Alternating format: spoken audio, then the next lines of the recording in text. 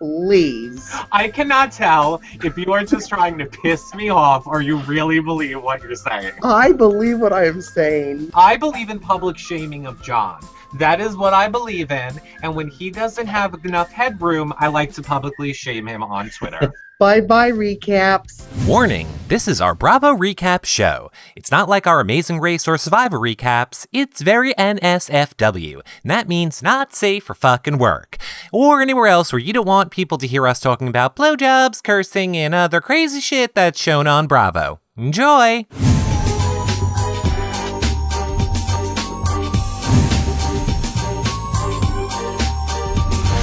I may live in Seattle, but I always have a sunny disposition. I know exactly who my friends are. They're all named Benjamin. I'm Eric, and I have a dog. Hello, everybody, and welcome to a special edition Bravo Housewives recap. It's going to be a quickie type of a recap, but it is chock full of information that John and I have for you guys that we are so excited to share. Why does it look like I have like chocolate on my face? Maybe, I don't know, whatever. So, you know the deal. You can follow me and my chocolate face over on Twitter. Oh, John, you are trying to piss me off already? You can follow me recaps. Well, you know, I need space for my thoughts. So, hey everyone, John Richardson here. Excited to finally be doing a Bravo show about the housewives and all the reunion drama. You can follow me at Comedy Jonah, and I'm giving you enough room to follow my thoughts. Okay, come back to us now. Come back to us because No. we have to tell. We have to tell the people. That's what I get. So people probably don't know that I was mocking. Oh, there you go. Yeah, show everybody. Go ahead.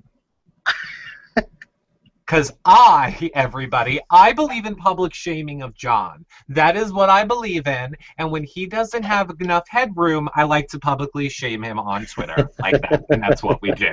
You know what you guys can do? You can hold that thought, John. You can thumbs up and subscribe to our YouTube channel. That really helps support our shows, as does using the Amazon link on our homepage. If you have any online shopping to do, you just click it to start your Amazon.com shopping. You don't pay any more. They give us like 1.06%, which is nothing, but it's something, and it helps. But most importantly, what we need to let you know, John, I feel like we're not doing a good job on this because there is only four more days left on our Kickstarter, people. 4 more days. And we are well over our halfway point, but I'm just saying, you're going to miss all this if our Kickstarter don't get funded. tell the people about it, John. Bye-bye recaps. Comedic recaps. No, if you go to yourrealityrecaps.com/kick, you will see our Kickstarter. People keep asking us how they can help us, support us, keep our content coming to you, the viewers. It's real easy. You can share, donate to our Kickstarter, and help us keep the content alive at yourrealityrecaps.com. Okay, and you know what? If you don't help us donate, you're going to miss stuff like this, like how annoyed John's going to get. Because watch, ready? John, now you have no headroom. So now you're just going to be like, hold on. Is John calling me? Is he calling me and yelling at me? No. Right. We need a little bit more of the John Richardson. Oh, wait, the camera wasn't even on me because I was trying to hang up the phone. Welcome to our live show, everybody. Right. So here's the thing. John, you just have to look at my little thumbnail and just make yours match mine. That's all you have to do. That's all you It's not? do. No, it doesn't. Don't. It's fine with me. I just feel bad when you're cut off or you're a floating head. Oh, I know. You feel really horrible. I can tell. In fact, here's proof of how bad you feel. No, that's when you have too much headroom. I feel bad when you're like this on the recap. No, like, it's just never, ever satisfied. Never. John, let's do an impression for the people of what it's going to be like when our Kickstarter is not funded in 4 days. Ready, everyone? Here's my impression of what it'll be like when the Kickstarter's not funded. Ready? Nobody's here. Here's my That was my impression. impression. Here's What's my your impression, impression. John?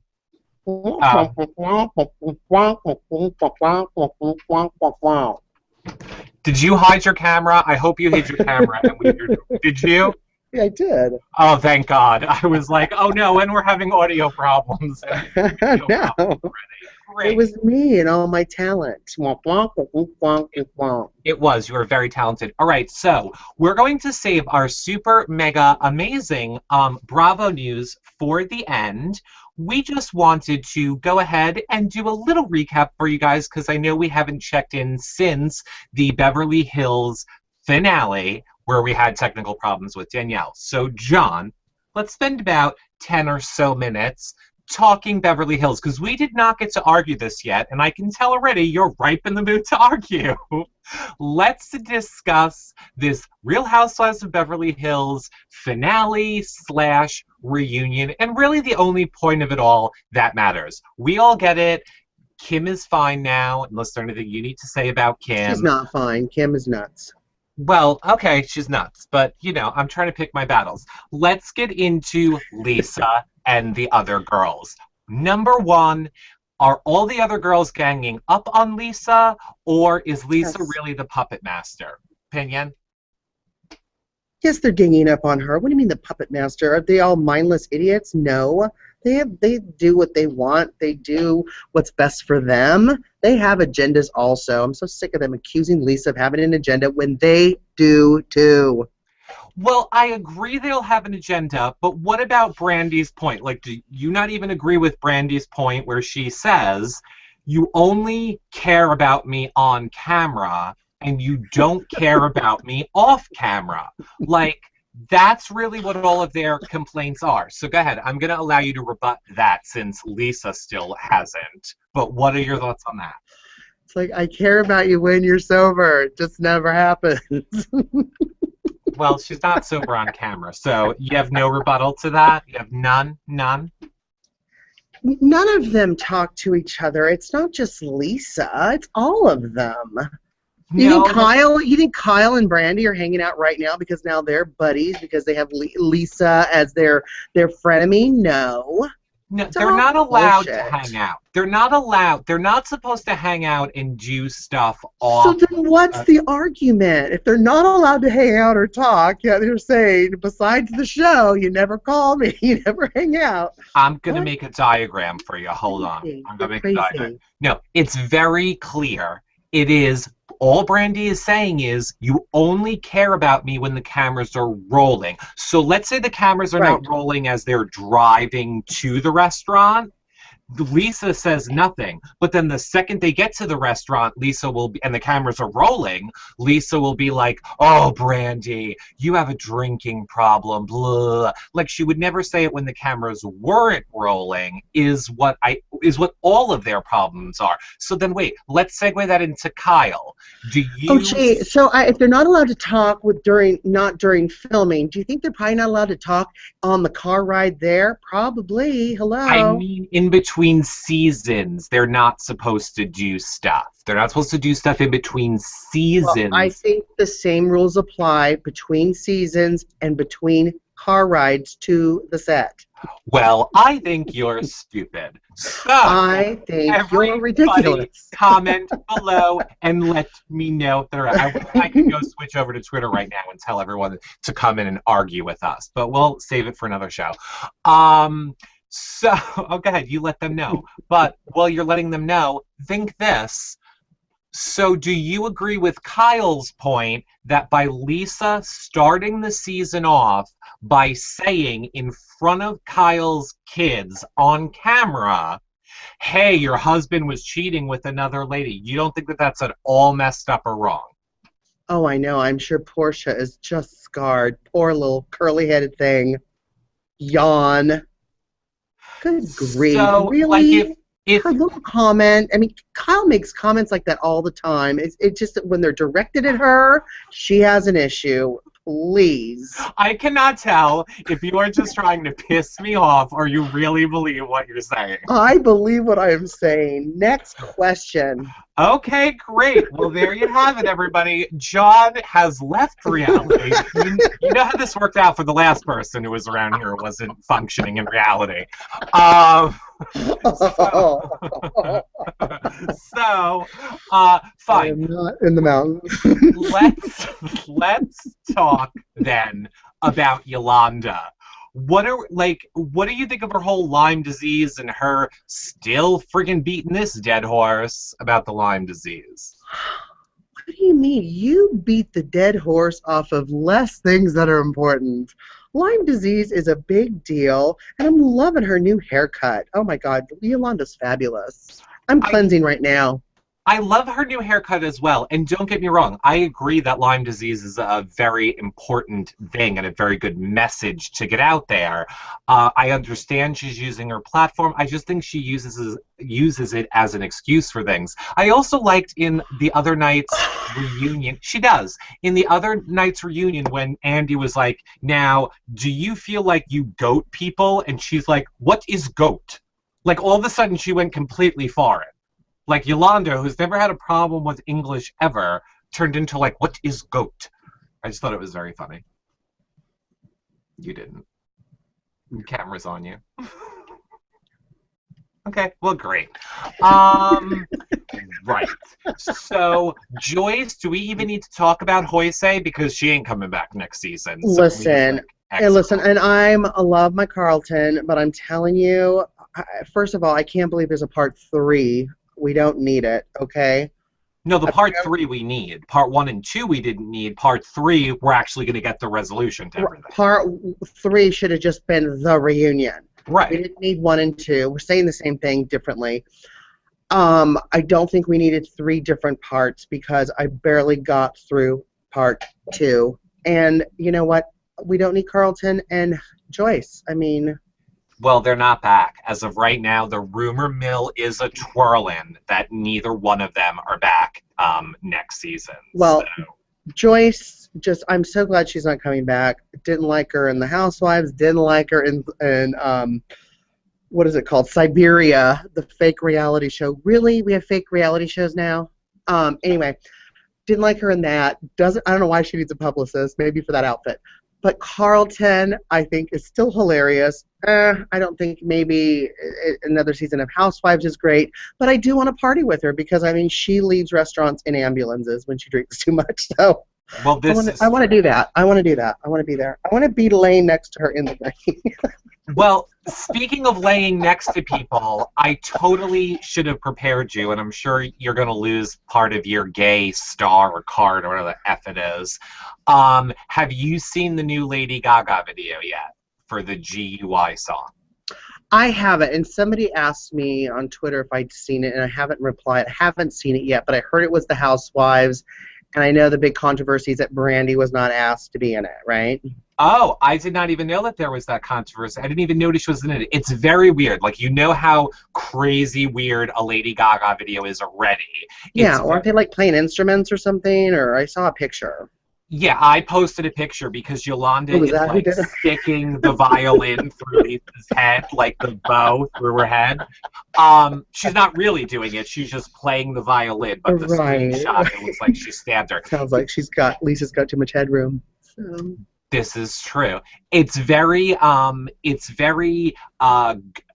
Greek or gods, like she plays like Venus and Nefertiti or something. I don't know. It's very hard to understand. And then it just breaks into this one point where all the housewives are sitting there in the big temple playing like band instruments. It's very weird. And like Andy Cohen is Zeus in a cloud, like looking down laughing at them. It's very weird. It's very weird is my point. You guys should totally check it out. We'll put the link below on the edited version of this show. So any other thoughts on Housewives of Beverly Hills so far, John, this reunion, or no other final thoughts you want to make about this season? Well, I'm back and forth with Brandy, and I'm sure if Jeffrey was here, he would take out his notepad. I've got one for you, Jeffrey, and write down all the times. Remember the good old days, all the times whenever I agreed with him with Brandy. Brandy has girlfriends like Jennifer Jimenez, who's BFFs with her. She's got friends that are there that support her on, off camera, all of that. So I don't understand why it's such a big deal that these ladies have to be like a Jennifer Jimenez to her. You know what I mean? Like, we all have that person, and we all have people around us that, you know, are acquaintances and yada, yada, yada. So I don't understand why it's such the big deal unless she just needed more of a storyline. You know, Yeah, it's storyline. Yeah, They need a it's total storyline. storyline. And I just think it's yeah, I don't know. I just think Lisa's getting a really bad rap. She doesn't deserve it, and everybody needs to lighten up, including my dearest Kim. Okay, I agree. Kim's a little bit crazy, but no, I think Lisa. Here's the deal. I think Lisa is guilty. I think Lisa's guilty of everything that everyone is accusing her of, but I also think the other ladies are just as guilty of the same things. They've all just kind of turned on Lisa at the same time, because you have to admit Lisa's the front runner of that show. So there's a reason for them to want a gang up on her. I think in the hierarchy of that show, she gets to make some decisions. So if they all don't. So if they all get to gang up on her, they can maybe knock her down a peg and maybe jockey for that top dog position, is probably what's really going on. But I think they're all to blame. I think they all do it. But I do think Lisa is guilty. I think she told Brandy to put that magazine in her suitcase. I totally don't think that she didn't. All of them are in the public eye. Sorry, doesn't this kind of come with the territory? Maybe they all do need a publicist to kind of maybe read the rules of you're a public figure and this kind of crap can happen. I mean, I don't feel sad for it. You know, Brandy had a public divorce with Ed and Leanne. It's horrible how that played out in the media. I can see why her ex-husband says, I really don't want the kids on camera. Look how she acts on camera. You know what I mean? Maybe it's a good thing because maybe the kids could possibly be taken away. Who knows? He might be on her side. We don't know. She needs to maybe behave a little bit before she can just sit there and throw stones in her glass house. That's all. Well, you know, the wheel of justice. This is a good transition. But I like Brandy, and I like that she owns her shit. So I have respect for her. But, you know, like I said earlier, I'm back and forth. I'm back and forth with Brandy. Right, and your opinions of Lisa do not reflect the opinions of reality recaps.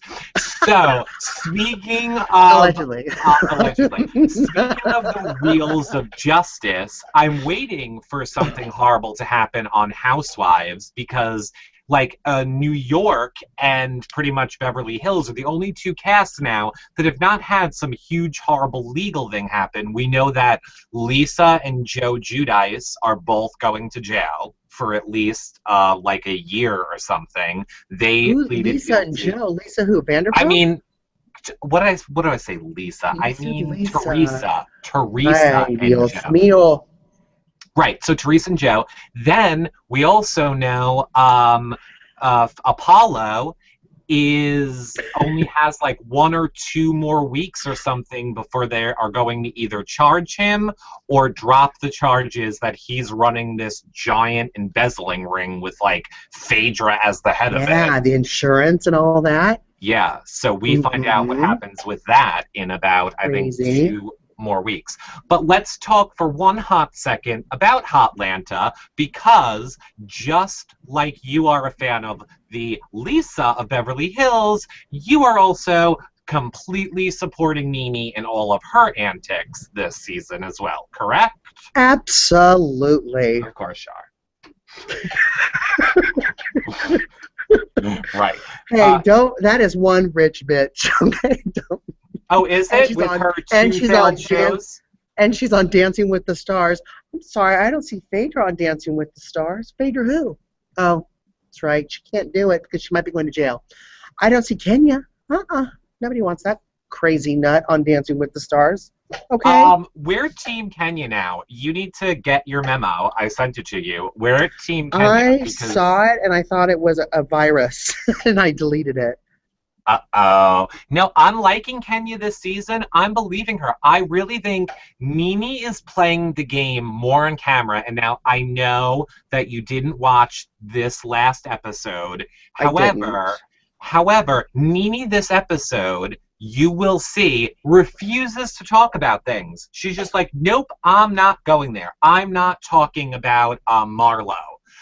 Because she knows I can shut down a conversation, and now it's not going to be a plot line because I refuse to talk about it. Yeah, she's refusing to give her airtime. Yeah. Right. So you agree with her in that aspect, that by her not talking about Marlo and shutting it down. If I didn't like someone and I was on a show like that, I wouldn't talk about them while the camera was on me because I wouldn't give them any more that I thought they deserved. And what's this? So that's a future note for you. Okay, well, what's this? That's John walking into my trap. So then explain to me how not I don't know what that was. That was scary. Yeah. Explain to me then how Nene not talking about something because she doesn't want to give it airtime, her not talking about it is her not giving it airtime, then how do you not understand when Lisa brings up, Mauricio's infidelity on episode 1 in front of the cameras? How is that not making it an issue? I know this is difficult for you, but Nene and Lisa are not the same person. Okay, they're going to handle things differently. Yeah, okay? That's that. Okay, politicians. Yeah, they're two different women. They live below. Across the country from each other. Okay. Yeah, they're different. I wasn't talking about people. I was talking about principles. Lisa sarcastically made a little comment. That's all about something that's in the media about Mauricio. Okay. It's already out there. I just might sarcastically put out there something about you then, and it'll be a joke, and you won't have to worry about it because it's sarcastic. I'm not on a reality show, and you've already done it. Can I show the picture again? Oh, well, there's another. Start. Just wait for the do it. Just wait for the picture coming out later. Block you in my Twitter feed. Uh-oh, that's not nice. So I think Nene is just as bad as Lisa is. Nope. Phaedra and Apollo, Kenya started talking to him, and Phaedra is all upset about that. Where do you fall on that issue? Do you feel that Phaedra is justified in saying, I don't want you? I would not trust that woman around my husband if I was Phaedra. And if I saw her talking to Apollo, I would have walked up, grabbed her hair, and started swinging her around the room. Well, now you understand. Not to be trusted. You understand the reason that Phaedra doesn't want Apollo talking to Kenya is because them talking makes it a plot line, correct? Yes, Mr. Ruin It from behind the scenes, yeah. I guess that could be interpreted, but we don't know because we don't produce the show, do we? So all of your thoughts and stuff is allegedly. John, there's something I have to tell you. I'm a producer for The Real Housewives of Atlanta. I knew it. I knew it. Yeah, I am. Surprise. Okay, so, any other final thoughts for you on Real Housewives of Atlanta before we kind of tell people our big Bravo news and how we're going to do stuff going forward? Are there any final thoughts you have on Atlanta? Nope, I'm just loving Nene. I think that we discussed it in previous recaps about, Nene possibly was leaving the show. Kenya was going to take her place, and now that Nene's other opportunities are ended, that she's going to stay on the Housewives, and they're kind of dueling. So I think that that's true, but I think Nene's going to win. Okay. So what would be the opposite of loving Nene? Hating you. You're gonna fall for that one, aren't ya?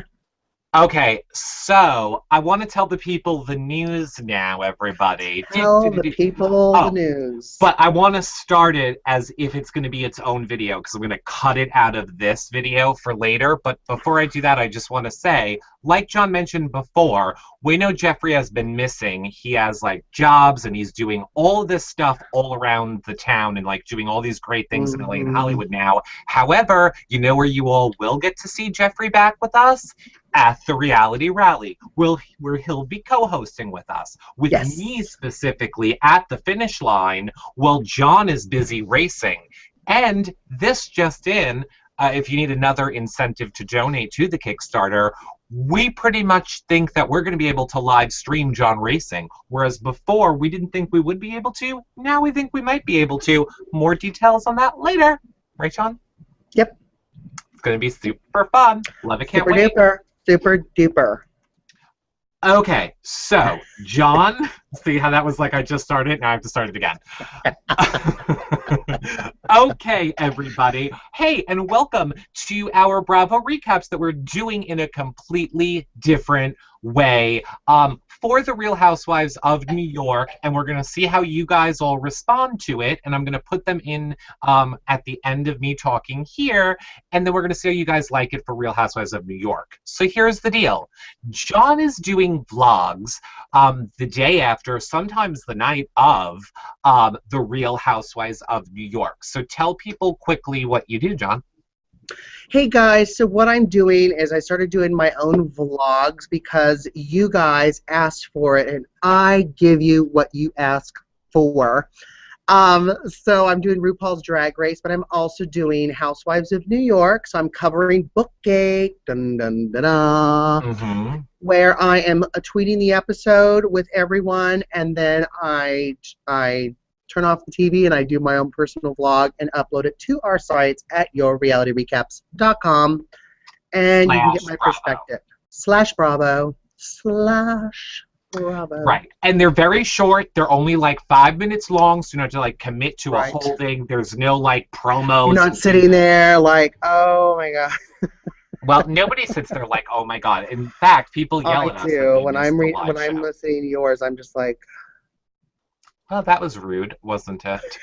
Allegedly. Allegedly.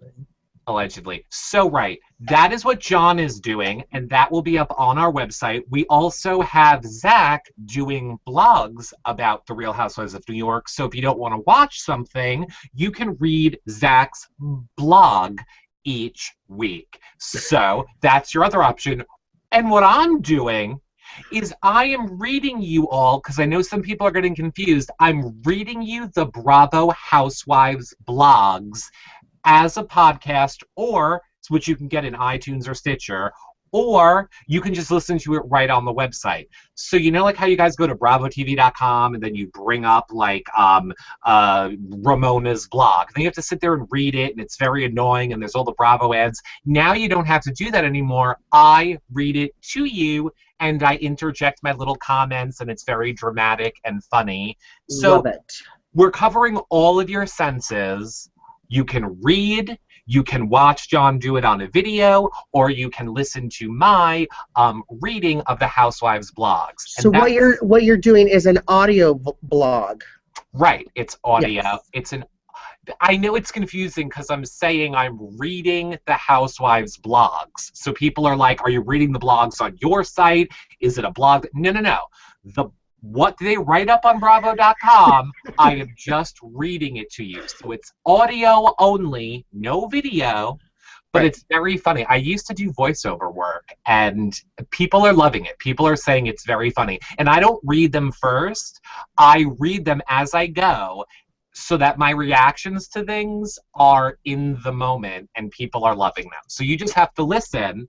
Awesome. To them. And guess what? At the end of this video, I'm going to put in John's Real Housewives of New York vlog video so that you can watch that. And then I will put in my reading of the blog at the end of this so you guys can experience it. And of course, you can get both on iTunes, on Stitcher, on our website. Everything will be in the links below this video. So that's how we're covering Real Housewives of New York going forward. You all let us know how you like it. I'm super excited. John, are you super excited about it? So super excited. I think this is the only thing in the show we can agree on. Yay! Well, we can agree on one more thing, and it is that Dana, our BB Canada 2 correspondent, is all over Big Brother Canada with blogs, live tweeting. We're going to start doing interviews next week with the Big Brother Canada house guests. We have Tyler and John covering RuPaul's Drag Race with videos and blogs, as we mentioned. We have Melissa covering Amazing Race and Survivor with blogs, on top of our Amazing Race and Survivor shows. And of course, hopefully, fingers crossed, we're only like 2 weeks away from Reality Rally, 3-day live streaming event with all reality stars coming to you guys live, as well as many other things. Check out our Kickstarter. So go ahead, John, do your outro. Hey guys, thanks for tuning in. Always so much fun to battle with Eric. You can follow me at Comedy Jonah. Yes, you can. And I will say it is also very fun for me to battle with John because I know that I always win. Either editing and manipulating it for me to win, or because all of you tweet me and tell me how much more you love me than John. So thank you very much. I appreciate it. I'm glad that you like it. Check out John's vlogs and prove me wrong, but I doubt that anybody will because they all love me more. Final word.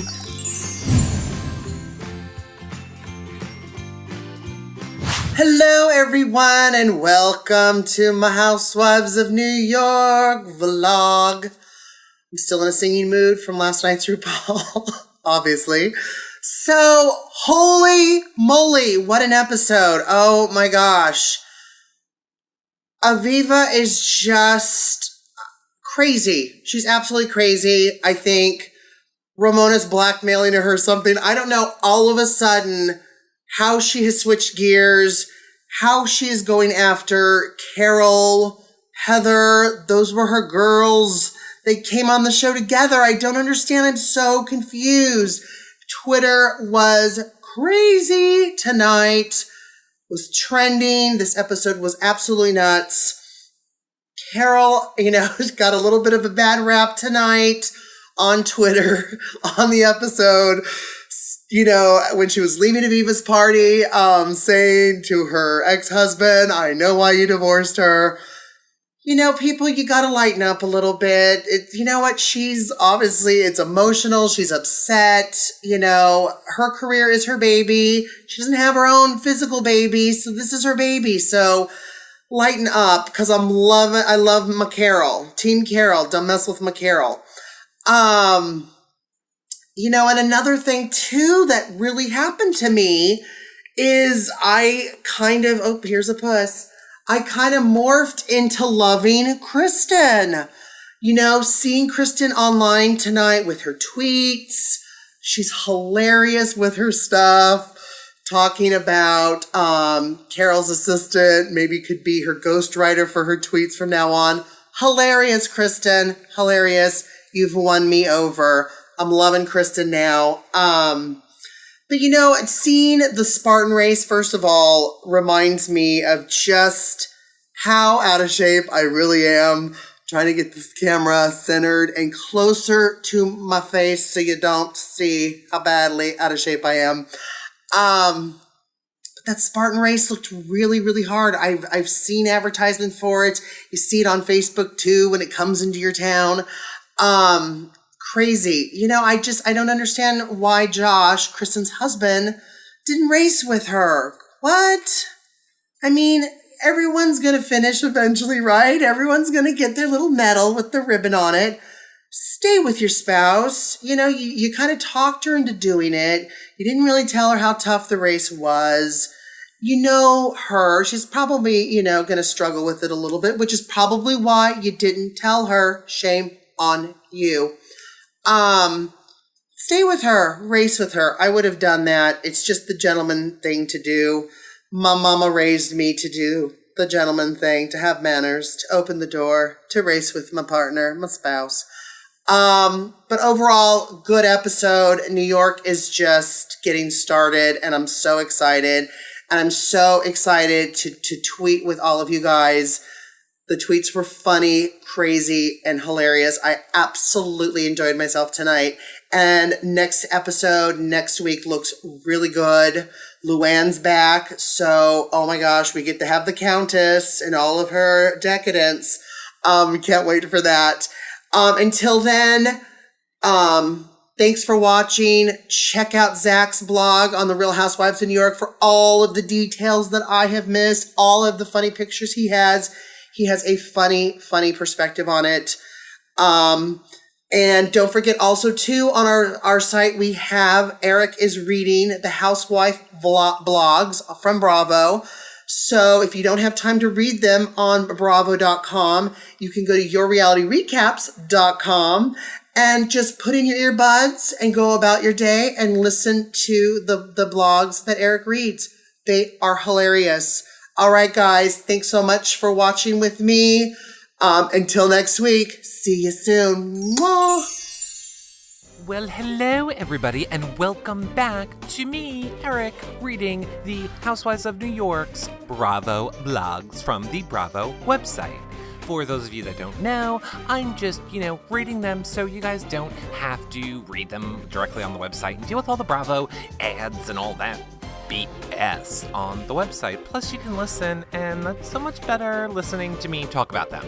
Now, before we get into it, just want to remind you guys, be sure if you're listening on iTunes or Stitcher, you give us a nice review and a 5-star rating. I don't think Stitcher rates things, but I'm sure you can still write a nice review because, we won a podcast award this year, everybody. And of course, if you don't know, all of our shows are available on iTunes and Stitcher. You can subscribe to the main feed, which has everything as audio, or the video feed, which has everything as video, or separate feeds of just audio or video of the shows you want.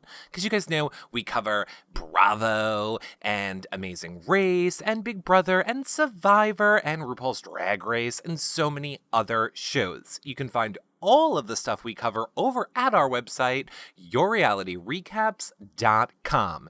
And of course, if you want to help support our show, check out our Kickstarter at yourrealityrecaps.com/kick. It ends on Saturday night, this Saturday, I believe the 28th. So, we're so close to our goal.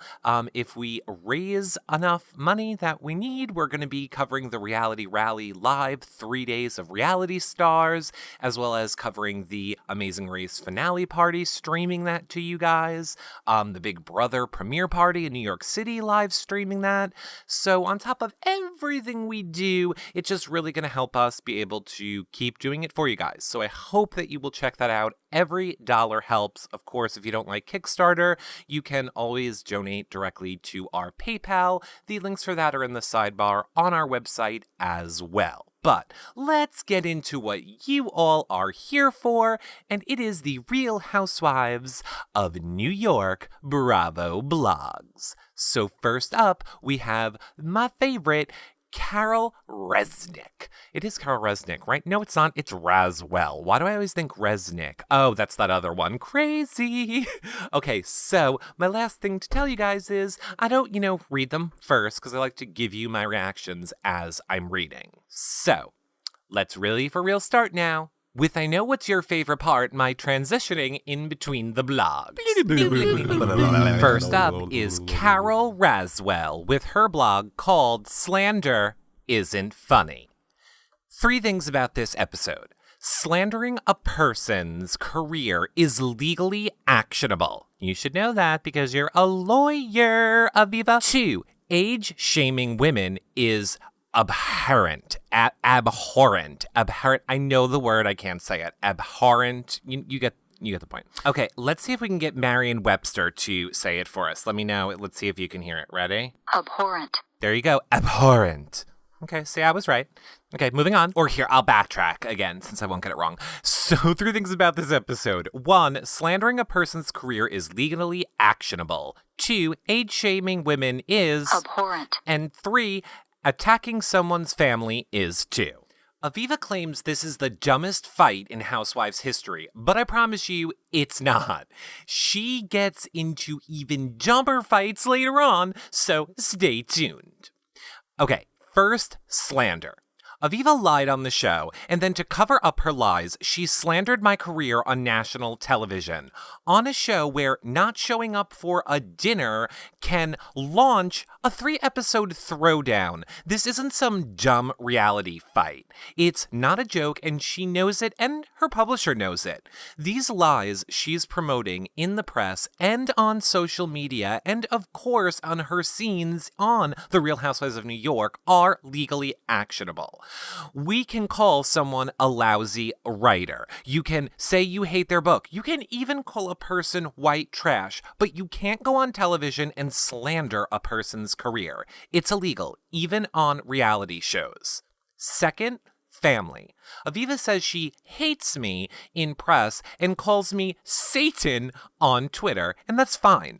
She casually slanders my career, how I make a living, and also that of my former editor, Bill Whitworth. But that's not enough. She also speaks in a disparaging way towards my late husband's family. Really?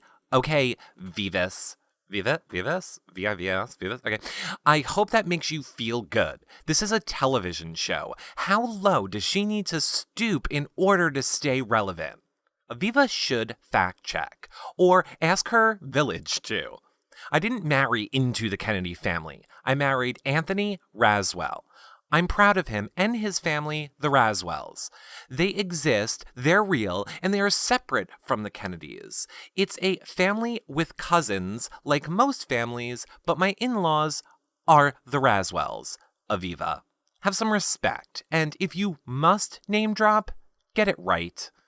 Yeah, look, I don't get the whole Kennedy, I guess, that she was like, used it to sell her book. Sure, I'm sure you did that on the first go round. Maybe you didn't. I shouldn't say I'm sure. I don't know. But just sue her. Sue the shit out of Aviva already, Carol. Just go and do it. Oh, look, I'm getting a text from Aviva right now, and she says, "Shut up, Eric, I hate you." Okay, I'm muting my phone.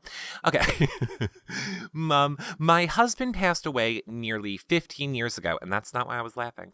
And I have a friendly relationship with his extended cousin family, the exact one I want to have. I'm very close with my mother-in-law, Lee. We see each other often. We enjoyed a vacation this past winter together with family friends, and ironically, I went to a wedding the other day after Aviva's attack with some of the Kennedy family, and we had a nice time catching up. Aviva couldn't sink lower if you stuffed her legs with rocks. I love it. Oh, I love it. Third, age shaming. Guess what? I'm 50. I should be drawn and quartered. I should have it seared on my chest, Aviva. You know what? Your derogatory attitude towards women is repulsive. Even her image consultant friend flinches. I'm happy with my age. I celebrate women of all ages. Isn't it time to stop our ageist culture where women are meant to feel bad about a number? I don't feel bad about mine, and no woman should. Last season, she tried to age shame Ramona. I might understand a little better if Aviva was young, in quotes, and didn't understand how incredibly insensitive she sounds. But she's 45. She lies and says 40, of course. What Aviva said under her breath, just loud enough for me to hear, by the way, was, "At least I'm not 50 years old without a husband." Is all of this because I said she hired a ghostwriter? 'Cause she did. P.S. Happy 80th birthday, beautiful and fabulous Gloria Steinem. Ooh, shady, shady. I guess Gloria Steinem's the one who wrote Aviva's book. I found this quote on my Instagram. It's attributed to Hillary Clinton. She may have said it, she may not, but I'm sure either way she thought it. I made an edit. Okay, here's the quote. You may not agree with a woman, but to criticize her age as opposed to her ideas isn't doing anyone any favors, least of all you. Insulting a woman's age when it has nothing to do with the issue at hand implies a lack of comprehension on your part, an inability to engage with high-level thinking. You may think she's old, but everyone thinks you're an idiot. So the age, and old are the parts that I believe Carol put in. And I'm sure she's saying all that because last week, as you heard, Aviva quoted Hillary Clinton a lot in her blog that I read to you guys, available on the website. Okay, Aviva has been... Oh, here we go. See, now Carol's explaining it. I told you I don't read ahead. Aviva has been comparing her process to Hillary Clinton in the press, by the way. Hillary was the First Lady of the United States, a senator, a presidential contender, and our Secretary of State. She wasn't a woman on a reality show trying to create a storyline. Wait. I buried the lead in the first scene. I finally met Harry. This gets my vote for the funniest moment in the episode. Even after being attacked and insulted, I kept my sassy. I know, I totally loved when she walked up to Harry and was like, I know why you left Aviva. And then she walked up to Reed and was like, your wife's a bitch. I shouldn't say bitch, it's something, whatever. Okay. How many times do I have to remind Aviva that she has never worked outside the home? Okay, yes, a few, but she hasn't. Just like I have never done the work or had the privilege of raising a family. What I wanted to say but couldn't because of the show is that she turns up this season as a writer talking about how fun it is to write, and it's totally disingenuous. Also, it's dumb. Raising a family is work and an honor, but it isn't publishing, or being a doctor or an accountant or a sous chef for that matter. Don't lecture me on my job, and I won't lecture you on yours. That's how it works. If I have kids, I'd hope to be lucky enough to be a stay-at-home mom. I presume it would be equally difficult and rewarding.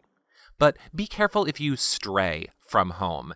As a mom approaching 50, she has no respect for you either. Okay, this next section is called An Editor is an Editor is an Editor. And before I even read this, which she might get into it, I'll just say this whole scene was a little bit of the ridiculous Bravo-ness storyline creating. It's like clearly Carol did this whole scene just to disprove what Aviva's saying. And I get it, we're making a storyline, but like nothing about the whole scene where she meets her editor is for real. It's all just contrived, like, ooh, let's have a fake fight so I can talk about Aviva. And maybe I'm wrong, but I doubt it. The cameras are there, so clearly you knew the point you were going to go for. Anyway, and I love Carol. Don't get me wrong. Totally Team Carol. Hate Aviva. Just keeping it real, boo. Okay, an editor is an editor is an editor. Publishing is rarely the subject of television shows because, as you can see, it's sort of boring. But I have a great relationship with all my editors. Nan Graham, who edited my memoir, was on the show last season. And Barbara Jones, who edited my novel, came on with me for this one. They're happy to do it, they respect me, but also they want to help sell books. And that's why Aviva needed to create drama. No one in her village would appear with her on the show. Oh, shoot. During my meeting with Barbara, Bill Whitworth called in from Little Rock, where he is retired, and I told him the story. Of course, because it was planned, clearly. He laughed and said, I would have been honored to have ghostwritten your book. It was beautifully written. Bill is not a writer, he's an editor. Bill advised me to explain to the young lady the difference between an editor and a writer. I'm sure she'll understand. Haha, sure, I laughed. This scene didn't make it into the show. Damn you, Bravo editors. Perhaps it'll be lost footage? What I asked Aviva at lunch, the last episode, was whether she hired a writer that we had talked about. She now wants to pretend it's something else, but this is what provoked her to lie and then spread gossip to the other ladies. She did hire a ghostwriter. Does that seem so hyenas to you? I don't think so. Books and babies. Many of my friends are writers, and I shamelessly promote them. My friend Laura is a writer, a cartoonist, and in this episode, soon-to-be mother. We met when she was working as an editor at Glamour magazine, where I wrote a column for 2 years. I was thrilled to throw her a shower. She wrote a beautiful graphic memoir called The Imposter's Daughter. She's brilliant, and you can get it here. And of course, the link is on, her Bravo blog. She's also a celebrity interviewer. All those cover stories on glossy magazines, most of them are written by Lori. She knows all the dirt on everyone and has the greatest dinner guests ever. She gave birth to Teddy in September. Lori says I'm a natural with him. He might be the happiest baby I've ever seen. Seeing Nathan Eglander on The Real Housewives is surreal. He had just been nominated for a Pulitzer Prize in fiction, the most elite award any writer could ever dream of. That and being John Grisham. dig at Aviva. And I just have to say, look, he was at that party to once again have a talking point to disprove Aviva, whatever. He gets embarrassed when I say this, but he's one of the greatest writers of our time. He's an old friend of Lori's and is consistently on book tour, so we're lucky when he's in town. His books are brilliant, and I was holding the last one in my hand, but damn you again, Bravo Editing, they cut it out. Of course, you can buy it. The link is in her blog. It will make you feel smart and give you something to discuss at brunch in addition to Housewives drama. I don't think Ramona quite understood what Aviva was doing. Even for her, it was too much drama, but she understands it. She was also the target of Aviva's rage last season. You might forgive, but you don't forget that kind of vitriol. How adorable is Ella? She knew I was upset and she wanted to bring me flowers. Heather was always on business, so Jordan brought her. She told me she loves me more than she loves pizza. And that's big. I don't have kids and I don't have regrets about that, but I do see what I am missing. I don't need anybody to remind me. Drum roll, please. It's Eric Goldie. Did you see my gorgeous intern in this scene? My vice president / intern of all things made this screen debut this week. I will also say Eric Goldie is following me on Twitter, and I will put his Twitter account in the show notes on the website for this episode. He is very, very cool. I do like following him and hearing from him on Twitter.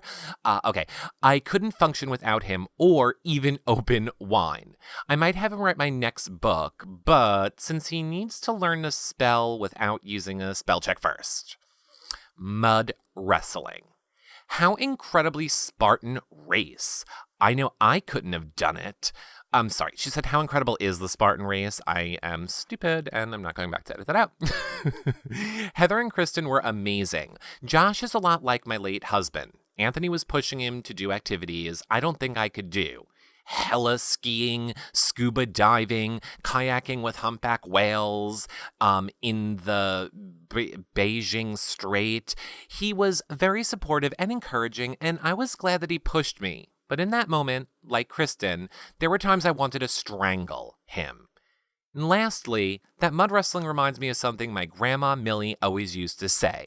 If you fight with a pig, two things will happen. You'll get dirty, and the pig likes it. Don't fight. And then she has Buy the Widow's Guide here and Buy What Remains Here. And I guess I will put those links as well in the show notes on the website for this audio file. Now, I'll just also say, or you know what, I think I will save it for Kristen's blog. I have a bunch of things to say about that Spartan race, but we need to move to our next Housewives blog. Which, for the sake of continuity, I guess I should have be Aviva. So her blog is called The Good, the Sad, and the Ugly. I know, I'm supposed to act out violently and respond to Carol's relentless attacks, and I get that. But first, I want to talk about some wonderful parts of this episode. One, the best Real Housewives of New York's episodes ever. And I hope this doesn't violate some practice of real, in quotes, writers. I love the section of Sonia speaking to her new intern. It's so brilliantly captured. Sonia's honest, self-deprecating humor, confidence, quirkiness, and presence. Her stream of consciousness left me laughing and charmed. I've had my differences with Sonia, but I have to say this glamorous, funny person I saw is the real Sonia. I want her in my life. I want her to be my friend. Okay, Aviva, you don't even have friends, and no one's going to be your friend after watching this season because you're crazy. Watching Ramona as her daughter Avery and Avery's friends prepared for the prom was so moving. If by moving you mean moved you to sleep, then yes, oh my god, nobody cares about all these stupid ass kids going off to college plot lines on The Real Housewives. I'm just saying, or prove me wrong in the comment section below. But no, nobody does. We know Ramona as a funny party person, a fierce enemy, a great friend, a proactive presence all around. And we know she's honest, and sometimes brutally so. Certainly the most honest housewife. You could call her the realest housewife of New York City. Now, we also know Ramona as a mother. It's easy and wonderful to see her connection to her daughter. They clearly care for, love, and respect each other. What a tribute to Ramona. I was very impressed with Kristen competing in the Spartan race. She risked injury and disfigurement, nearly fatal for a model, and triumphed in the race. It was a race she didn't want to compete in and only did it because of her husband, Josh, that wanted her to. She agreed to do it only on the condition Josh didn't abandon her during the race. I don't know what Josh intended, say anything to get her to race for her own good, in quotes, or did his machismo take over and he just wanted to win? I felt like it was a betrayal to me, and I felt bad for Kristen. Still, she was amazing, and I'm full of admiration for her perseverance and skill. Okay, so what Aviva's doing right here, if you didn't know, is trying to get Kristen on her side by flattering her. Okay, no, and I mean okay as in she says okay. Okay, if you've read this far, you deserve a trashy reward for wading through all the positives about this latest Real Housewives of New York adventure. First, I want to reiterate last week's blog theme. This is a stupid fight. It's not about any of the important things that people fight about. Religion, politics, sex, money, eyeglass frames.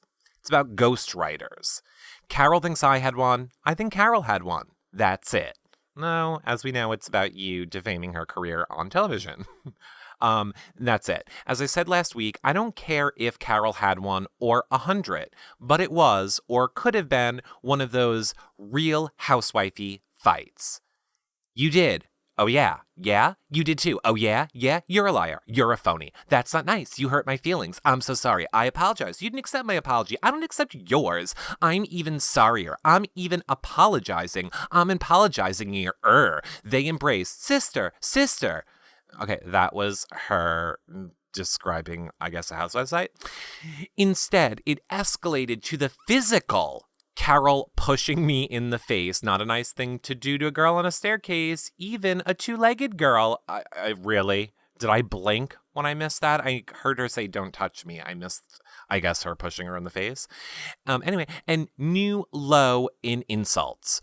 Okay, maybe not a new low. Last year, one of the housewives did call two of the others white trash, but still pretty low. Anyway, Carol did call me a nothing. And that's something, don't you agree? Who was the one who said a nothing, you're white trash? That was, oh my God, what's her face, who isn't on the show yet? Wow, I can't think of her name. The Countess Luann, right? Yeah, Okay, worse, I think that she followed it up with, who never worked outside the house. A nothing who never worked outside the house? Really, Carol? Leaving aside for a moment that it's not true, then dealing with Carol is often necessary to leave aside a moment that is not true. It's insulting to every woman and man who works outside the house, whether they're real housewives or, as opposed to the real housewives, mothers, domestic workers, telecommunicators, business operators, editors, or hang on, wait, it's coming, writers. Some writers work at home. What a concept. And of course, I said that wrong. I said she was saying it was an insult to people that work in the home, not that don't work in the home. Okay. But then in Carol's mind, they're not real writers. Where did Carol do the 20 or 30 years of journalism that led to her 2 books and real writerdom? In Starbucks? That's what I call keeping it real. So here's what I think. Workers work, and what makes them workers are wherever they do it. And writers write, and what makes them writers is whatever they've done before and wherever they do it. And you know what, Carol? If you want to continue fighting with me, fine. We get it. You're injured because I asked you if you had help on your book. Everyone knows it. You've spoken about it, you've written about it, and you've even sent your surrogate Heather to go around carrying the torch for your persecution. You know, who knew you were so touchy? But I was the one who asked you. Me, only me. Don't take it out on the millions who work inside the home or many who consider themselves writers simply because they write. Thanks to Susan and thanks to all these people who helped me do my stupid ass book cover.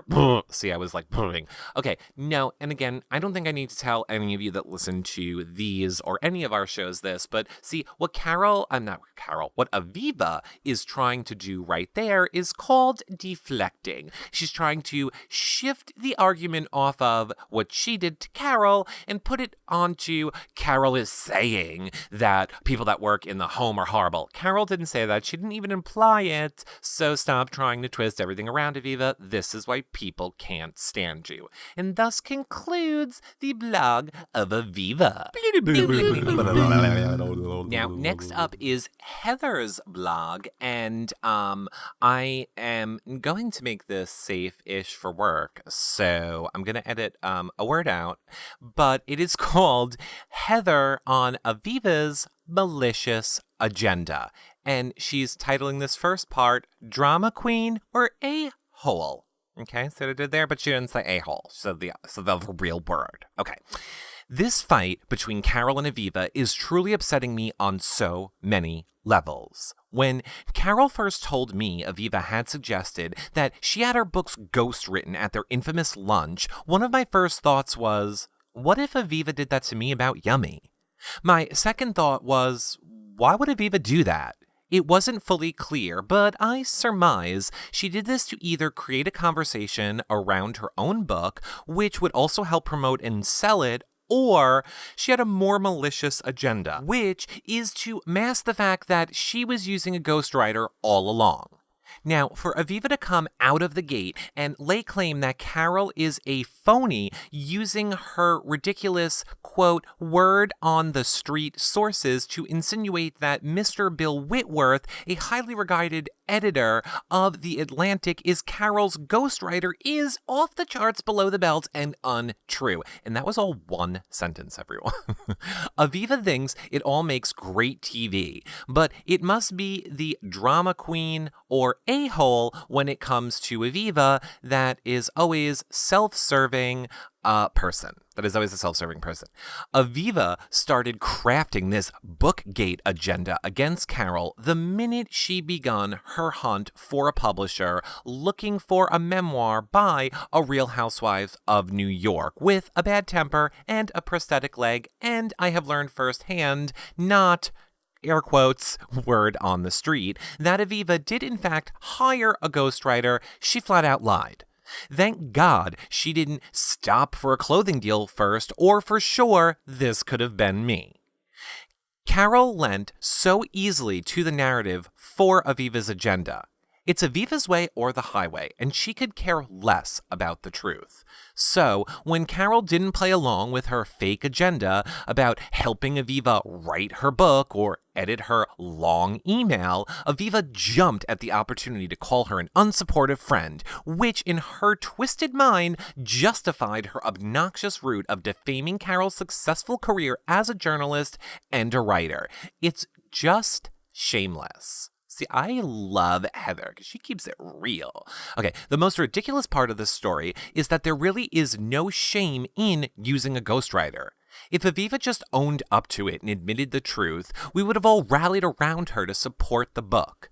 It still would have been her story, even if she worked with a professional writer to put the words on paper, which she did. And from my vantage point, Carol is in a state of shock and sent into another planet because she's tangled in this web of lies and deception created for the Aviva Dresser storyline. Her career and her life's work is slandered on national television by, quote, just a girl trying to get ahead. I am infuriated by this behavior and am angry that someone I care about took a hit because of another's shallow, and selfish initiatives. I think it's reprehensible and irresponsible behavior, and I am disappointed that someone on the Real Housewives of New York isn't more genuine. Image consultant. This brings me to Aviva's style consultant, which Heather is going to throw down with next week, Amanda. At my throwback birthday party, Aviva introduced Amanda as someone she was using to bring some color into her wardrobe, in quotes. She also said Amanda and Harry knew each other. My first encounter with said image consultant wasn't anything memorable, other than that there was no vibe at all. She was very much, at Aviva's side at the two parties where I saw her from across the room, and she appears to be just Aviva's friend.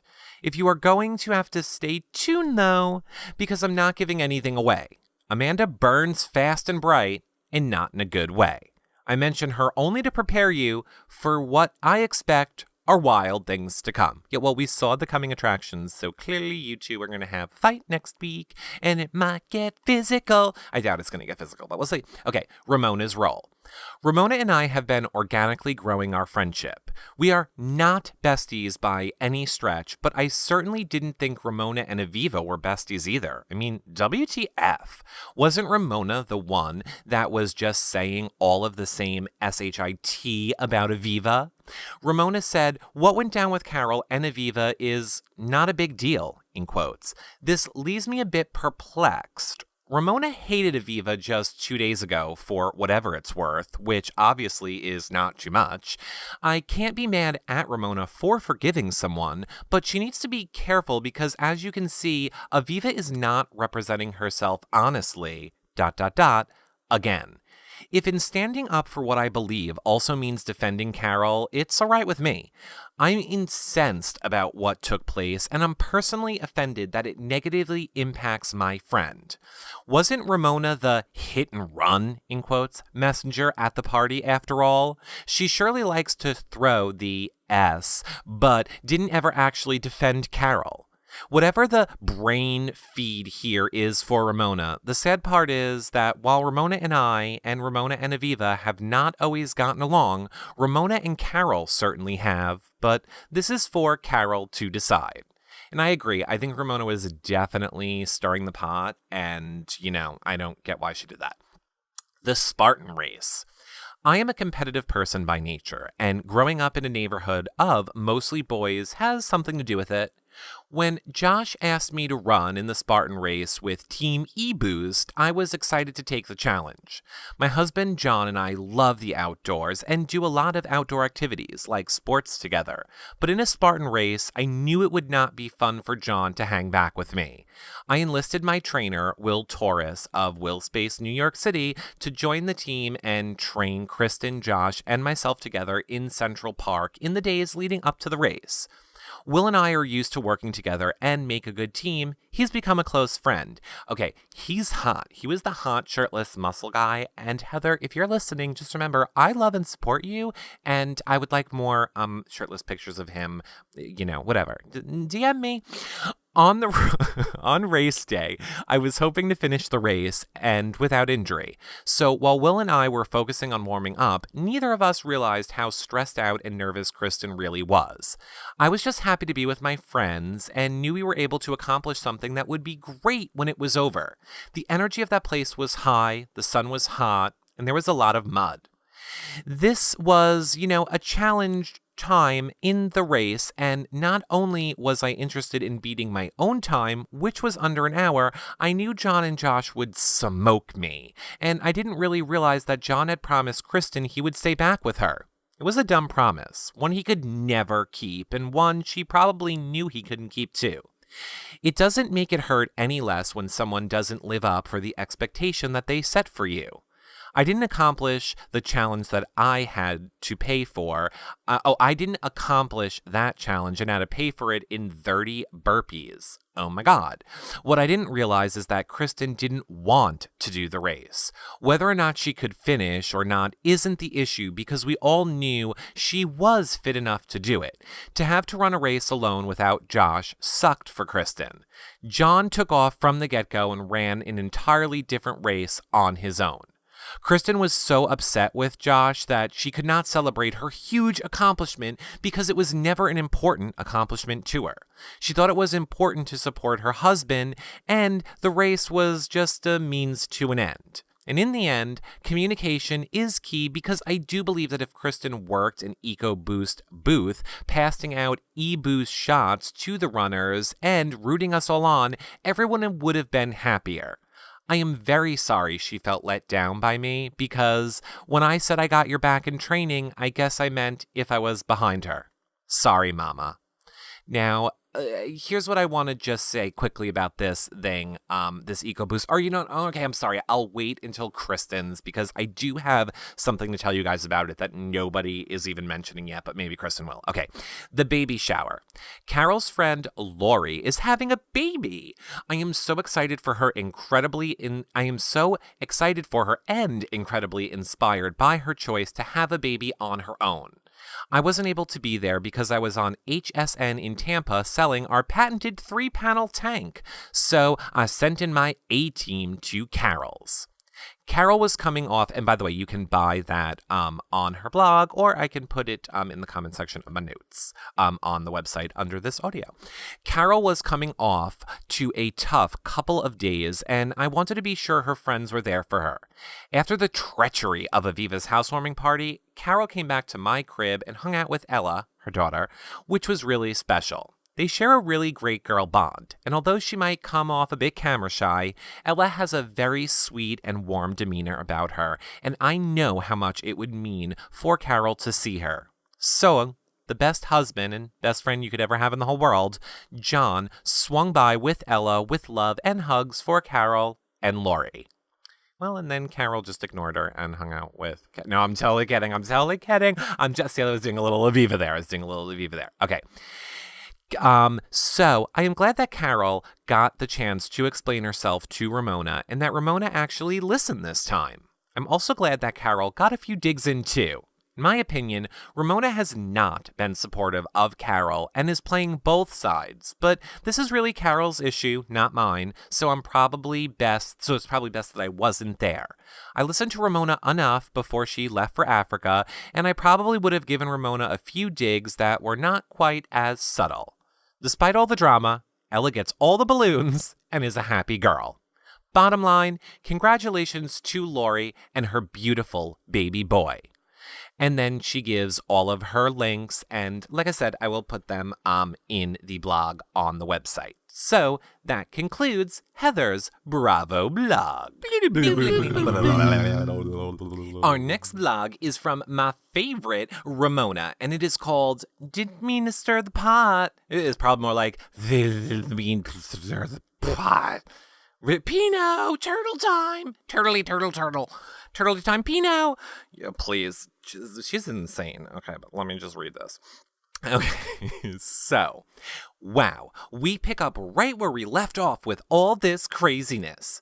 I was quite surprised that when Carol decided to speak with Aviva, it turned into a full-blown argument that it did. I'm so sure you were surprised, Ramona. You just friggin' stirred the pot, poured the gasoline into the pot, threw the match at the pot. You practically... Oh my god, whatever. You people get the point. Okay. I never have ever heard Carol yell like that before. I was so shocked that I didn't even want to enter that room. It was time to leave. It's called being a coward. I was not trying to, quote-unquote, stir the pot when I approached Carol about what Aviva was saying. My intention was, if we get this out in the open now, it won't blow up. Let's squash it early. I had no idea what it was going to become. And then once you had an idea, you ran away. Heather has grown really close to Carol. Carol does not have a lot of family around, so Heather has become really protective over her. I was not surprised to see her defend Carol. Heather clearly felt that she needed to supply some extra strength and fortitude in that situation.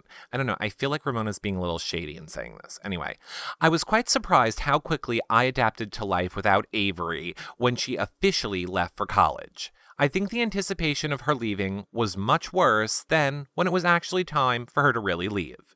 She may not be here physically, but we speak every day. She texts me, sends me tons of pictures, calls me with new stories, and tells me all her grades on papers, etc. We are still so in touch, and it's turning out to be much easier than I expected. Well, I don't regret one single moment of it. Raising Avery and preparing her for college was a lot of work. Oh, yeah, you should get a medal, Ramona. Was it a lot of work when you let what's-his-face stick his hoo-hoo in your hoo-ha, and then because, like, you chose it, not like it was thrown on you, crazy. Anyway, I am really enjoying spending more time on me. I'm becoming skilled at gourmet cooking and trying out new recipes, working out, and spending time with my girlfriends. I've really learned to embrace this new chapter. Okay, and by new chapter, she means the fact that her husband cheated on her and they are divorced and fighting over houses and they are no longer together. And Ramona has not even acknowledged it once in a blog yet. So I just don't get why she's not acknowledging it at all. But anyway, that concludes the blog of Ramona Singer.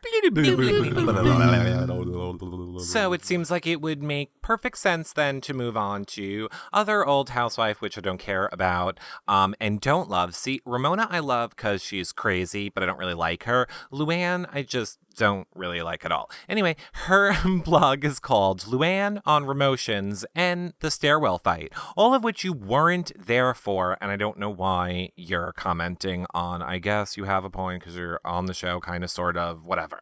Okay, the drama really heats up in this episode with the continuation of Aviva and Carol's Bookgate quarrel and an adventure race gone awry when you see our newest housewife taking mudflinging to a whole new level. It doesn't look like Aviva and Carol will make up anytime soon after Aviva shared the whole word on the street, in quotes, about Carol using a ghostwriter for her first book. What street? Clichés aside, Aviva should have used this phrase. She might have said exactly where she heard the gossip and who said it so Carol could defend herself. Instead, what we see is Carol losing her temper and shouting at Aviva as if this would de-escalate the situation. If I were at that party, I would have pulled Carol away from the staircase argument just as Aviva's stylist did for Aviva. Nothing good can come of tempers flaring on a staircase in the middle of a party, and someone could have gotten hurt. Well, hopefully Aviva could break her other leg if she went tumbling down the stairs. Then she'd just be like a little hobbly bot going along, and then, we wouldn't have Zero on the show anymore. I'm kidding, people. I don't want anyone to get hurt. Violence is never funny unless you're being comedic like we're trying to be. Okay, Heather is a loyal friend, and she's got Heather's back, because she believes that Carol wrote her book and she understands the importance Carol puts on her career. Ramona's protests of how she doesn't want to get in the middle between Aviva and Carol is hysterical. She doth protest way too much. When Ramona opens her eyes super wide and raises her voice an octave, you can assume that she's not being truthful about just how much she enjoys stirring the pot. Well, no kidding. Point one, Luann.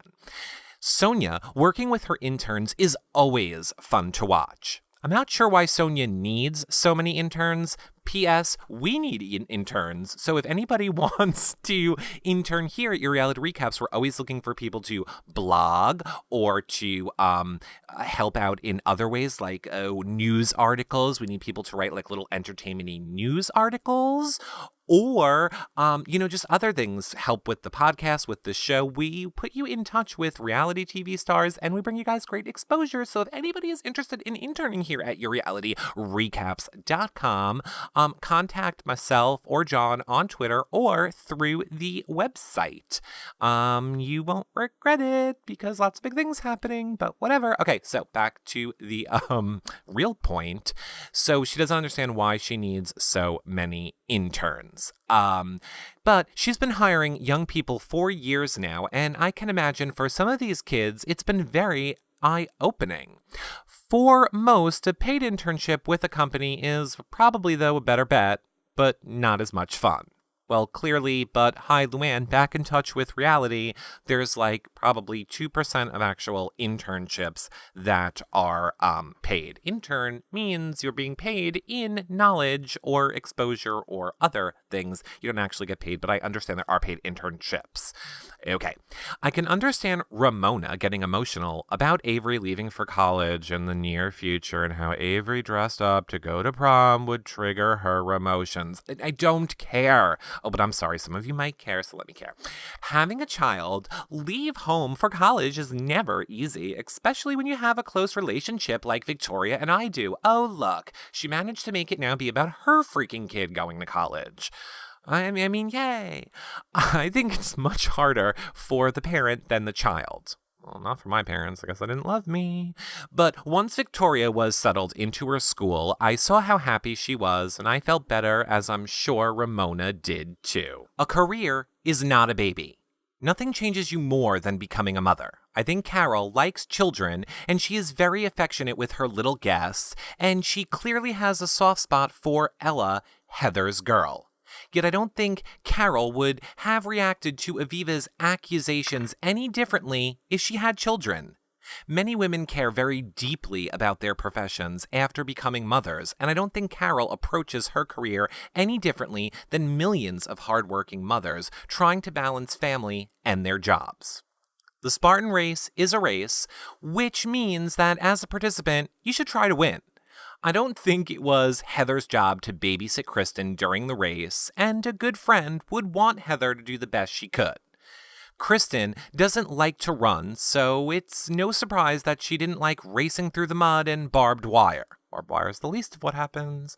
I would have approached this race with a can-do attitude, and I would have tackled the challenge with cheer for my competitors. Until next week, bye. She says the biscuit or biscuit, or no one has told me how to say that correctly yet, and Merriam-Webster doesn't know it. But thus concludes the blog of Luann. Next up is Sonia's blog called Sonia on Carol, Interns, and the Dangers of Social Media. Hello again from Thailand, my Bravo family. Oh yeah, because now you're a world traveler. First off, it's obvious Ramona is happy not to be part of #Bookgate.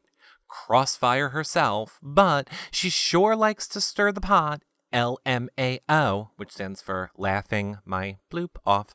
Ramona feels bad being the catalyst. When? Oh my, I had no idea that this thing had escalated to this level. I never saw Carol lose herself like that. Seeing them on the staircase flinging insults flipped my stomach. They were such good friends before. Love quickly turns to hate. There is a fine line between love and hate, they say. Ramona is like the Cheshire Cat, grinning like that. Again, she's just happy not to be the one slinging arrows. And it's so sad to see Ramona planning her trip to Africa knowing what transpires later. She was so happy. Oh, okay, so I get it. So again, we're not acknowledging the fact that right after that trip is when she found out that Mauricio... No, not Mauricio. Wrong housewives, whatever her husband's name is. It was, cheating, and then they got their divorce. I love the way I blame everything on menopause. Can't use PMS all the time, It's weird watching this scene how Heather is 100% behind Carol in Bookgate while not having been at the lunch or the hallway brawl. She is feeling Carol's pain and going for it. Well, because she's her friend, Sonia. You're just playing both sides. I had no idea myself. I was feeling bad for Aviva because it was her party and she had put so much effort into getting the townhouse decorated in time after just moving in and hiring the caterer. Wrong place, wrong time, once again, for our group. We have a knack for that. When we interview interns, we try and scare them off. No, I think that's just you normally being crazy. They think, as Adrian says, fun? It's not fun. You miss some of the more serious parts of the interview because that's boring television. Everyone asks me, do your interns tweet for you? No one emails, tweets, or posts anything without showing the final product to me. I write all my own material. I don't buy that for a second. They research hashtags and Twitter, fan page, Instagram handles for me, and then they insert them into my comments. On my blogs, they insert sponsors or charity names or designers so I can properly credit them. My newsletter and other forms of social media need constant editing. Because you're constantly crazy.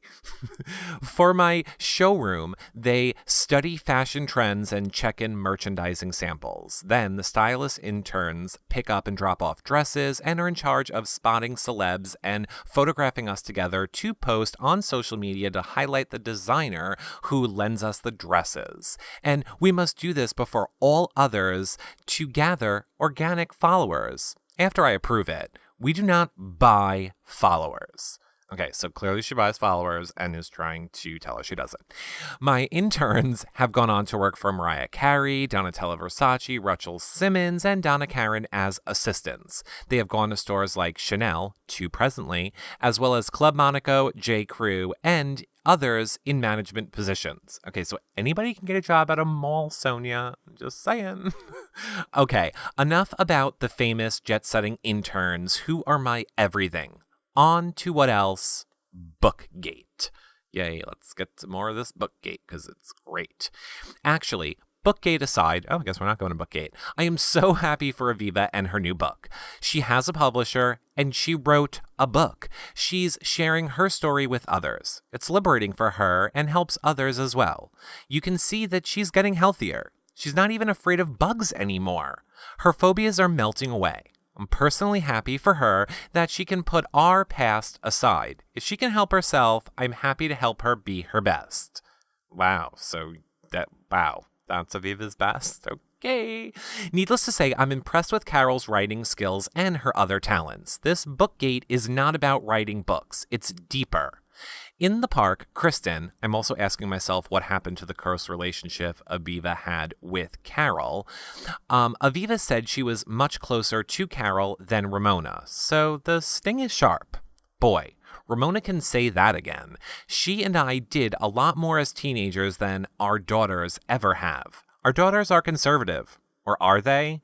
I don't think they have us fooled like we had our mothers. Laugh out loud. Our mothers had no idea. No, I'm just saying Avery's little group of horror girl friends, right. They were doing a lot on that prom night, please. Like, who's buying that? Like, she's like, oh, I have a leash and whips and chains, but we're all going to look out for each other and we're going to chain ourselves together with the chains. We're not going to use them for S&M and sex with our boyfriends and group orgy. Okay, I'm totally making that up, but you know what I'm saying. She's totally not this innocent little Avery. Anywho, I know what Ramona feels when she says Avery is her other arm. Okay, seriously, people, that was one of my favorite parts of the episode when Ramona is like, Avery is my arm.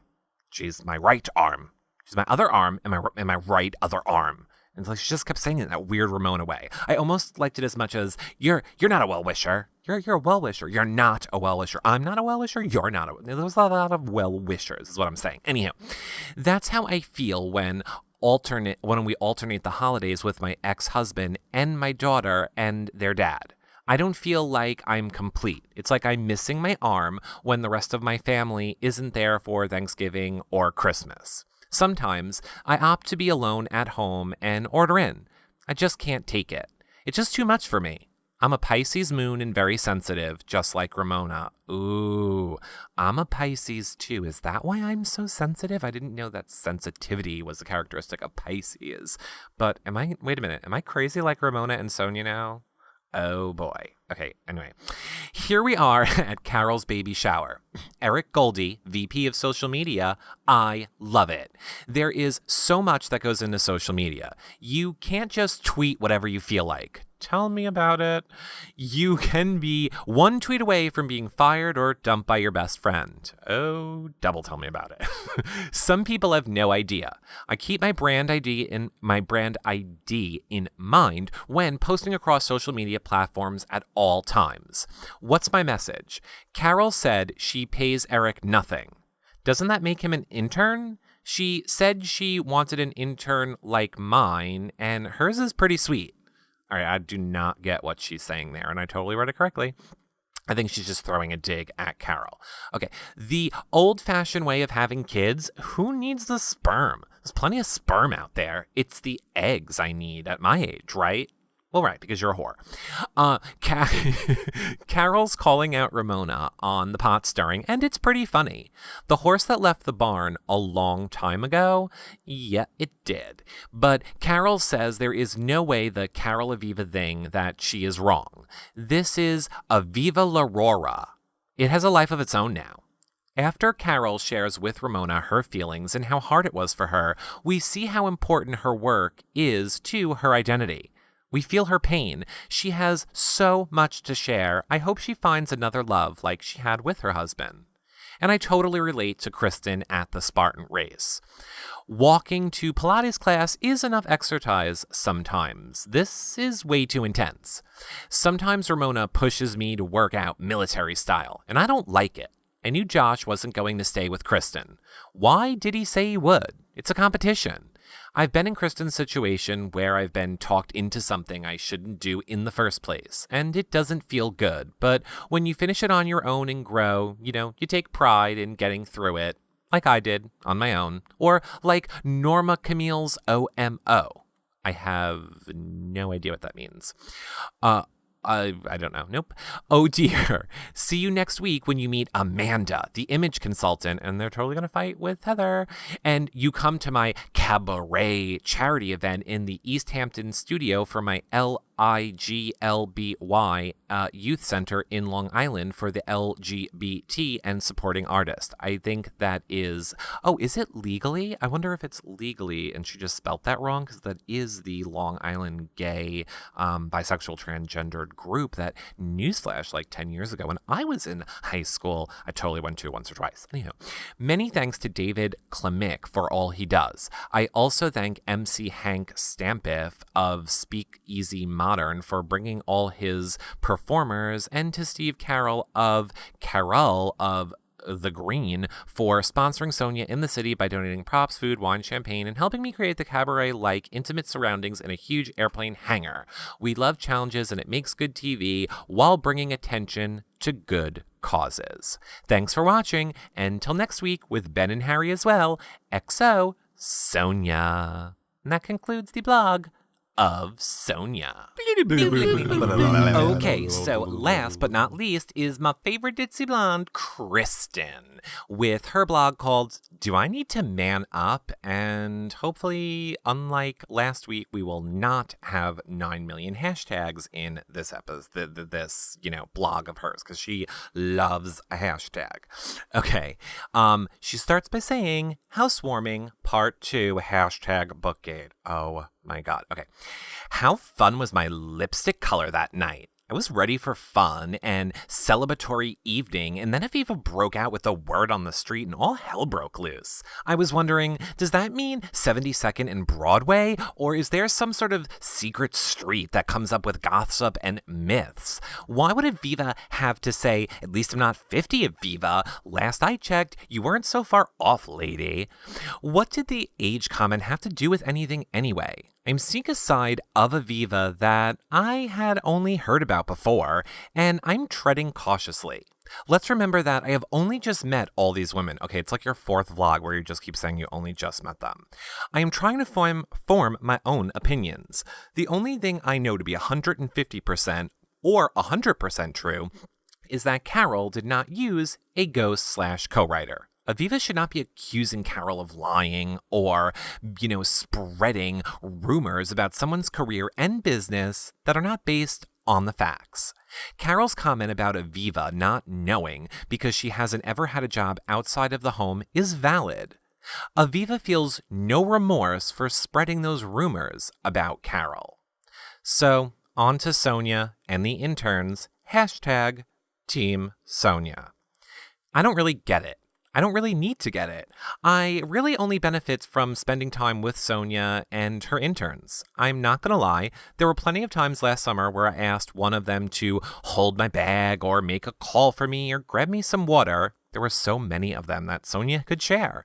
That's why Sonia is so awesome. She shares.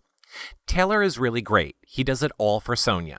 I don't know what she would do without him. He is always so calm and even-keeled and in control.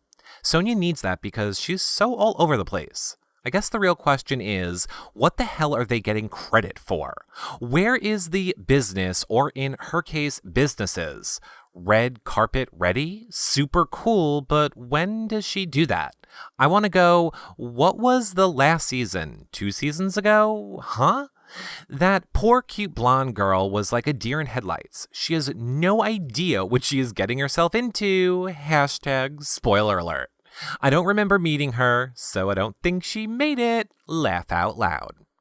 It was a gorgeous hot summer day when Aviva's book cover shoot happened in Central Park. It had rained the day before. I remember the grass was wet and a bit muddy. Aviva looked gorgeous under the trees, and it was fitting that she shot her cover in the park. She is there all the time with her kids and lives only a few blocks away, because she's rich. It's cool that she shot with a photographer she has such a history with. My only 2 cents about the actual look for the cover shoot is, since the book is called Leggy Blonde, and since Aviva has a great body, it would have been cool to actually see some leg, which is exactly what I was thinking. I think that it's an amazingly wonderful accomplishment that Aviva wrote this book. It really is. Hats off to her. However it got done, I'm sure that it wasn't easy. Oh, never mind. She said it was easy. Anyway, you know what I mean. I was warned about Aviva and her anger/temper by the girls, but I hadn't seen it yet for myself until the night of her party. I had just had to call her out on it. I mean, what happens? Seems like you're jealous. I still don't understand what is wrong with saying that at one point she considered getting help writing her book and then decided that she could do it all on her own. Then she starts going on about her writing background, which was awkward because it's not that, like, again, if Aviva's an author or a writer, then we're a production company. That's great. Good for her. Those are some great accomplishments. Do I really care about this, though? No. The only issue is Aviva spreading rumors about Carol and her book is slander. It's effed up and it needs to stop. Let it be known, in quotes, if and when I ever get lucky enough to write my own book, I will need some help and can't wait to get and audition ghostwriters. Heather has been training with Will from Will Space. Will from Will Space. That's the Hot Shows guy from the episode. And we all hung out quite a bit. Will is awesome and his gym is great. Josh and Will hit it off immediately and asked them to do the race with us. It was a perfect fit. Not like any of those other ladies could ever do a race like that. Will wanted to meet up to give us a little pep talk and run some drills. That day was raining, and, well, more raining. We were in Central Park, guess what? In the rain. I should have known that it was a sign. It sucked, and it was cold. The Spartan race, I have watched that damn footage now 4 times, and I can't figure out if my husband is right. Am I an ungrateful pussy that needs to man up, or am I a real housewife that is scared less? I had so much emotion running through me the whole damn race that a breakdown at the finish line was inevitable. Really, there was no way around that breakdown. I am not one to hide any emotion. I'm an open book on every level. I finished. I'm not a quitter, but I'm a model, a girly girl, and let's be clear, I grew up in Connecticut on a farm. Cleaned out barns, rode motorcycles, played in the dirt, that's what she said, climbed trees, etc. I am my husband's wife. I did that race to support him and his company, eBoost. 1 year later, I can look back and say that I'm happy that I did the race? Yes. I am now a Spartan, in quotes. I am open to trying everything one time. I did it, it's done. I'm now officially a damn Spartan. Whoop-de-doo. A few things. The race took place in Tuxedo, New York, about an hour outside of the city, at a ski mountain. Yes, a ski mountain. We climbed up the mountain and down a million obstacles in between. It rained the entire day before this race, so the whole course was covered in mud. 3 inches of mud that's usually not even there. Ugh. When you see me walk up to the race, I was nervous as hell. I'm not gonna hide it. Oh my God, it was horrible. I wanted to puke and cry all at once. I was fighting back tears from the moment I got there. So you're probably asking, what the hell was I thinking? I really don't know. To support my company and his husband is all I can answer. It really was something I wanted to do to show him some support and to get your husband's company on the show, obviously. I know it turned him off for his wife. I know it turned him on. Haha. See how that one word changed the whole sentence? I know it turned him on for his wife to cross that finish line.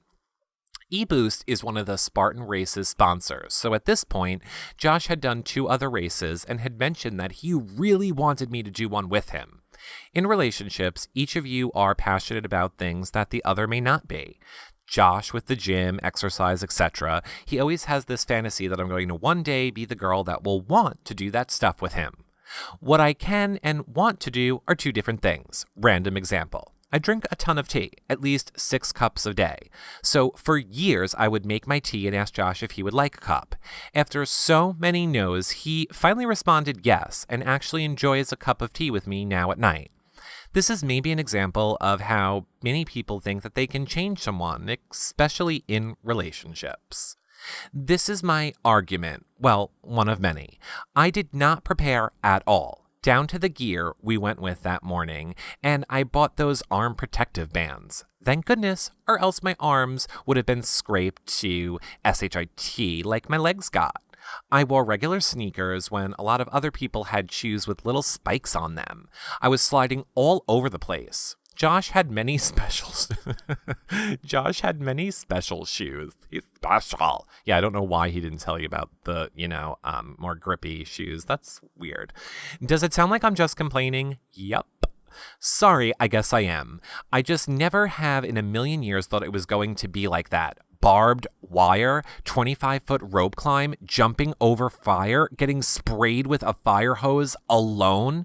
I don't mind getting dirty and messy. The problem was that the race took 2 hours without stopping, with no rest, and with little water stations.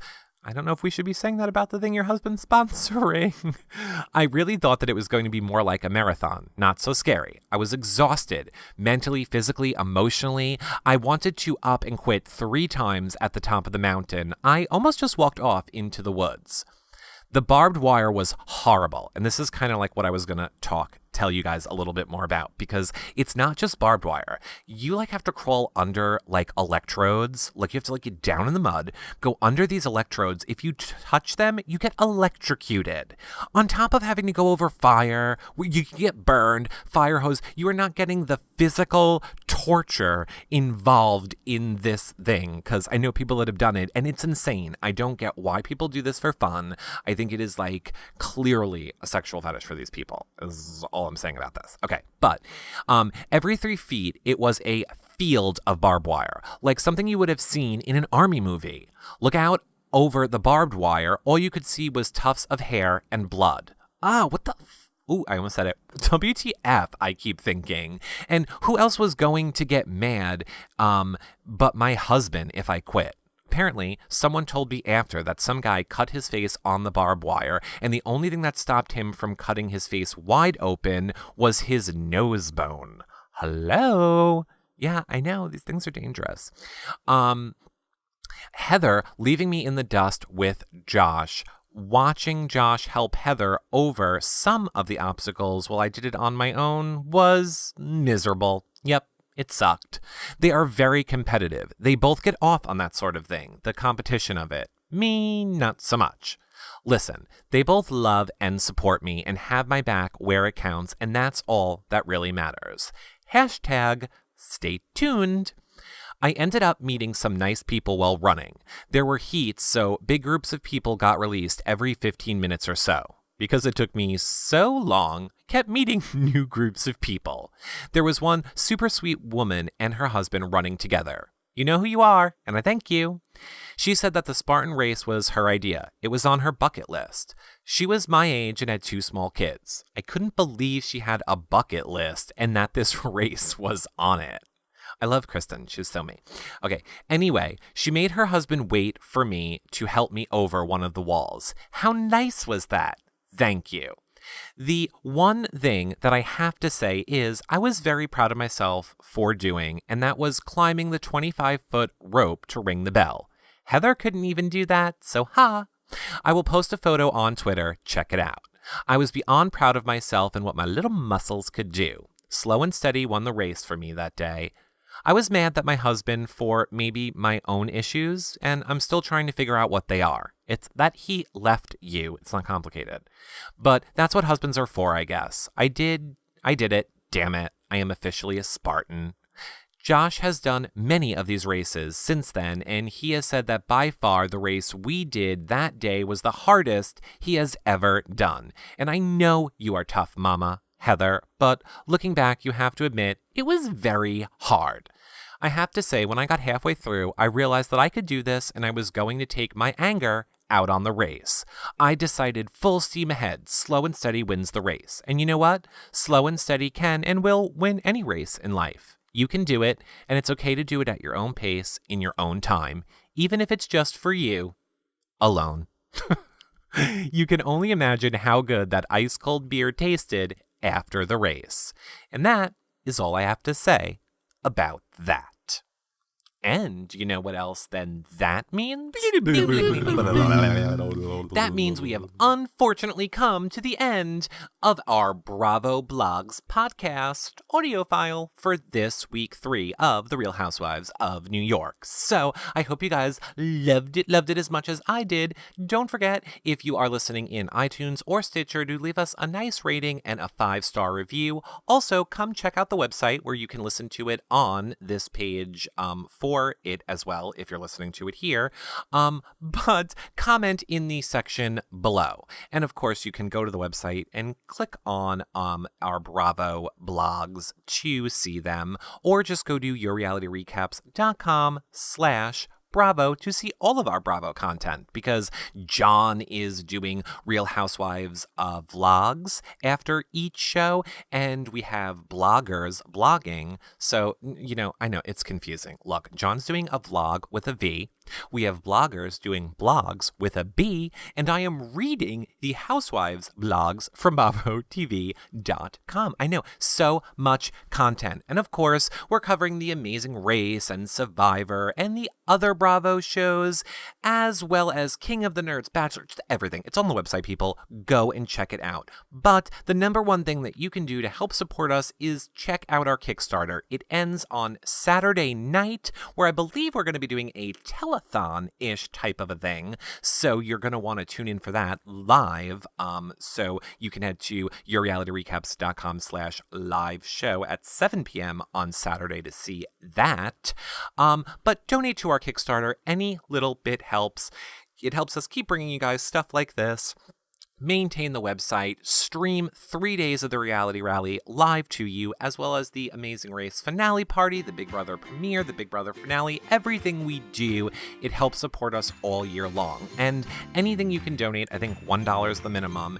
Anything is truly a great big help. There's only a few days left, so again, anything you could do. And if you don't like Kickstarter, you can always donate directly to our PayPal. Both of those links or images for them are in the sidebar over at yourrealityrecaps.com. So until, I guess, tomorrow, if you're listening to this on Wednesday the 26th, where we will be doing our Survivor live show with Jeffrey from Opposite Worlds, I will see you guys all then, or next week back right here when I read the Bravo blogs again. And don't worry, I'm going to start doing the other Housewives seasons too. I know a lot of you have been asking me. Okay, thumbs up, review, rate, Kickstarter. Thanks, help us out. Love you guys all. See you next week. Bye.